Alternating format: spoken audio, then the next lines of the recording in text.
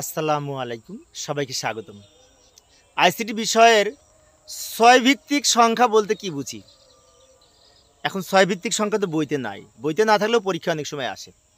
যেমন যশোর বোর্ড 2023 সালে না কোন সালে যেন এসেছিল, দেখলাম 5 ভিত্তিক সংখ্যা সম্পর্কে একটা সৃজনশীল প্রশ্ন এসেছিল। আবার টেস্ট পরীক্ষায় অনেক সময় 5 ভিত্তিক 6 ভিত্তিক প্রশ্নের বিভিন্নভাবে প্রশ্ন দিতে পারে। তো যাই হোক, আমরা জেনে রাখি ছয় ভিত্তিক সংখ্যা বলতে কি বুঝি। আমি খুব সংক্ষেপে আলোচনা করার চেষ্টা করব। যে সংখ্যা পদ্ধতিতে গণনার জন্য 6টি মৌলিক প্রতীক ব্যবহার করা হয় তাকে ছয় ভিত্তিক সংখ্যা বলা হয়। মাত্র 6টি মৌলিক প্রতীক। 6টি মৌলিক প্রতীক কি কি? 0 থেকে 5, 0, 1, 2, 3, 4, 5। এই যে 0 থেকে 5 পর্যন্ত এই 6টি হচ্ছে ছয় ভিত্তিক সংখ্যার মৌলিক প্রতীক। এবং ছয় ভিত্তিক সংখ্যায় বৃহত্তম প্রতীক হচ্ছে 5।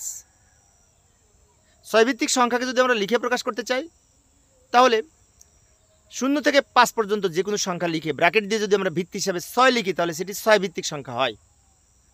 এবং ছয় ভিত্তিক সংখ্যাকে যদি আমি দশমিক সংখ্যায় রূপান্তর করি, তাহলে ছয় ভিত্তিক সংখ্যার প্রত্যেকটা প্রতীককে প্রথমে 6 দ্বারা গুণ করব, তারপর পাওয়ার লিখব। যেমন অক্টাল থেকে দশমিক করার সময় 8 দিয়ে গুণ করে পাওয়ার লিখি, বাইনারি থেকে দশমিক করার সময় 2 দিয়ে গুণ করে পাওয়ার লিখি। অনুরূপ নিয়ম, কিন্তু এখানে 6 দিয়ে গুণ হবে। আর ছয় ভিত্তিক সংখ্যাকে যদি হেক্সাডেসিমেলে রূপান্তর করতে বলে, তখন কি হবে? তখন আমরা ছয় ভিত্তিক সংখ্যাকে আগে দশমিক সংখ্যায় রূপান্তর করব, তারপরে সেখান থেকে এই 16 দিয়ে ভাগ করে হেক্সাডেসিমেল সংখ্যায় রূপান্তর করতে পারবো। ধন্যবাদ সবাইকে।